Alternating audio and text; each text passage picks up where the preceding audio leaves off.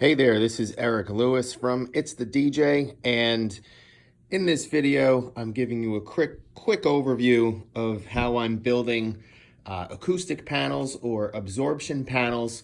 So what happened was I didn't really have this on my radar to do at all, and I did happen to be repainting and giving a fresh rework to my musical man cave, let's call it. I don't think it's a proper studio, but it's a fair music room, and that's where I do a lot of my production and DJ mixing and whatever. So she said, well, maybe for Christmas, I'll get you some acoustic panels. I was like, okay. So I did some looking around, and I just couldn't justify the cost of how much it is to buy them pre-built.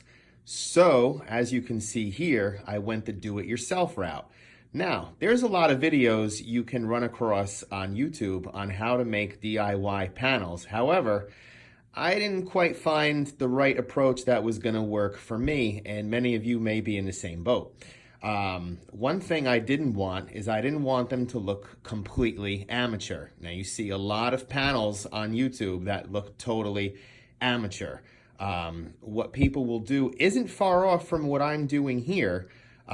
So that material, by the way, is Owens Corning 703. It's a little pricier than the Roxol Safe and Sound or mineral wool that's still dense that you can find in places like Home Depot or Lowe's. I had to special order this. This is a lot more rigid. The other thing that I did, and this is what's going to make these look sharper than a lot of the amateur looking panels, is that if you notice the white edges, they don't come like that. They'll always look yellow. So what I did is I painted them with 2 coats of an edge hardener. So that's going to make the edges really stiff. Obviously with that coating, it will reflect some sound, but it won't reflect nearly as much sound as it would if those were wooden frames. The other thing is that a lot of times frames have a back. Mine don't have a back, so obviously without a backing it'll absorb more, as opposed to the wooden back panel that would be reflective. The other thing for me is, okay, then in the other camp, you've got a lot of people making acoustic panels and they're building frames. Now, I don't have the tools, time, or patience for that.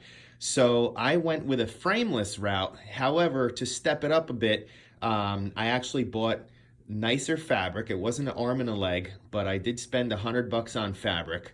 What you're looking at right here is just a small portion of the total number of panels that I'm going to end up with. So these are 2x2 panels. They're 2-inch thick. That by itself offers a good deal of absorption.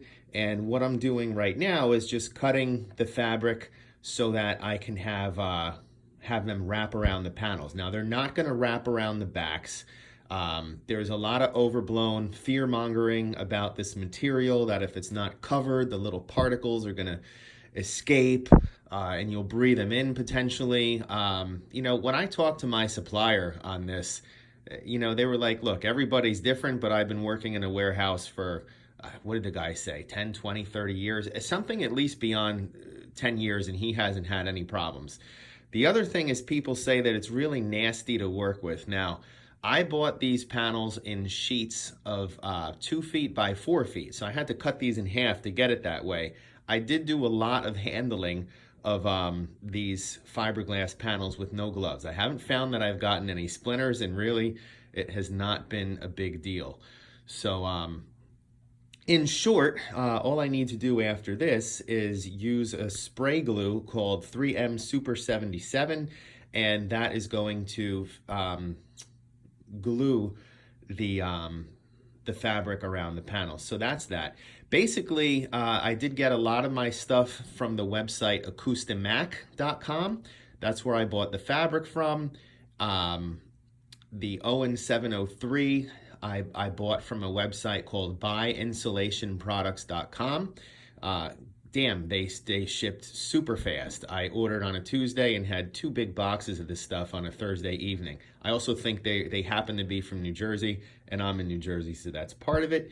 But anyway, if I were to have purchased all of these panels pre-made with shipping, my cost would be looking like $800, and right now I'm in it for $5.